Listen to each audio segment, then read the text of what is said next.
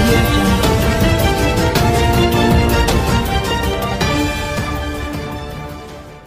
ఆ తర్వాత పార్లమెంటుకు మళ్ళొక 4 నెలలు ఎన్నికల కోడ్ వస్తే మొత్తం 7 నెలలు తెలంగాణ రాష్ట్రంలో జరగాల్సిన అభివృద్ధి కార్యక్రమాలన్నీ అన్నీ ఆగిపోయి 2,50,000 కోట్ల రూపాయల పనుల మీద 10 నుంచి 15% పెరుగుతూ కూడా 40,000 కోట్ల రూపాయల అదనపు భారం తెలంగాణ సమాజం మీద చంద్రశేఖరరావు గారు ముందస్తు ఎన్నికలలో భారం పడుతుంది.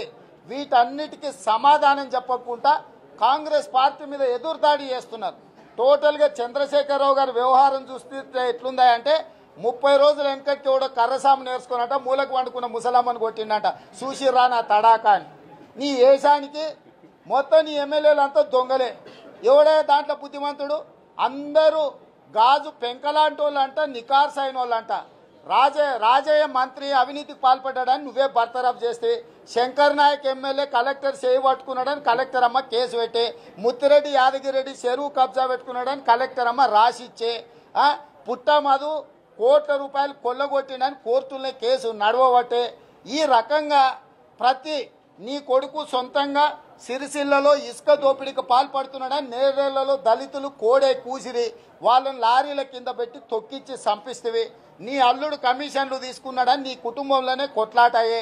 ఇట్లా ఏ శాఖ తీసుకున్నా 100% అవినీతిలో మునిగి తేలుతున్నది. అసలు నీతి నిజాయితీ ఉన్నోళ్ళు ఎవరైనా ఉన్నారా? నీ మొత్తం మంత్రివర్గంలో 100లో ఒక్కడని ఉన్నాడా?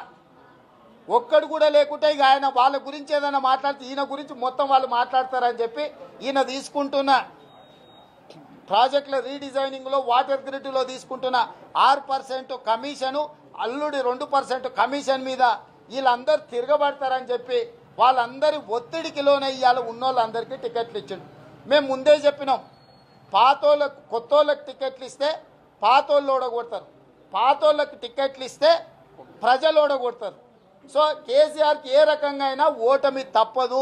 ఇవాళ తెలంగాణ సమాజం గురించి నీ ఆలోచన ఎంతసేపు ముందస్తు ఎన్నికలే.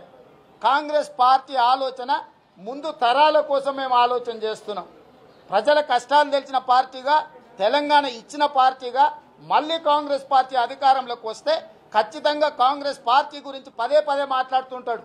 ఉచిత విద్యుత్ ఇచ్చింది కాంగ్రెస్ పార్టీ కదా, 104, 108 అంబులెన్సులు ఇచ్చింది కాంగ్రెస్ పార్టీ కదా, ఆరోగ్యశ్రీ తీసుకొచ్చింది కాంగ్రెస్ పార్టీ కదా, ఫీజు రియంబర్స్మెంట్ తీసుకొచ్చింది కాంగ్రెస్ పార్టీ కదా, ఈ రకంగా దళితులకు అసైన్మెంట్ భూములు ఇచ్చింది కాంగ్రెస్ పార్టీ కదా, మహిళలకు స్థానిక సంస్థలలో రిజర్వేషన్లు ఇచ్చింది కాంగ్రెస్ పార్టీ కదా, లంబాడి సోదరులను తీసుకెళ్లి ఎస్టీ రిజర్వేషన్లలో కలిపింది కాంగ్రెస్ పార్టీ కదా, ఎస్సీ ఎస్టీ సప్లైని తీసుకొచ్చింది కాంగ్రెస్ పార్టీ కదా, ఆహార భద్రత పథకం తీసుకొచ్చింది కాంగ్రెస్ పార్టీ కదా, ప్రతి పేదవాడికి ఇల్లు ఉండాలని చెప్పి ఇందిరమ్మ ఇండ్ల పథకం తీసుకొచ్చింది కాంగ్రెస్ పార్టీ కదా, 75 రూపాయలు ఉన్న పెన్షన్ 200 రూపాయలు పెన్షన్ చేసింది కాంగ్రెస్ పార్టీ కదా. ఏది కాంగ్రెస్ పార్టీ చేసింది కాదు. నువ్వు కొత్తగా చేసింది 200 ఉన్నదాన్ని ఆదాయం పెరిగిందని 1000 చేసినావు. దివానా మిగులు బడ్జెట్ ఉన్న రాష్ట్రంలో నువ్వే ఇచ్చేదేంది? లోటు బడ్జెట్ ఉన్న ఆంధ్రప్రదేశ్లో కూడా 1000 రూపాయల పెన్షన్ ఇస్తున్నాడు. లోటు బడ్జెట్ ఉన్న ఆంధ్రప్రదేశ్లో ఫీజు రియంబర్స్మెంట్ ఇస్తున్నాడు.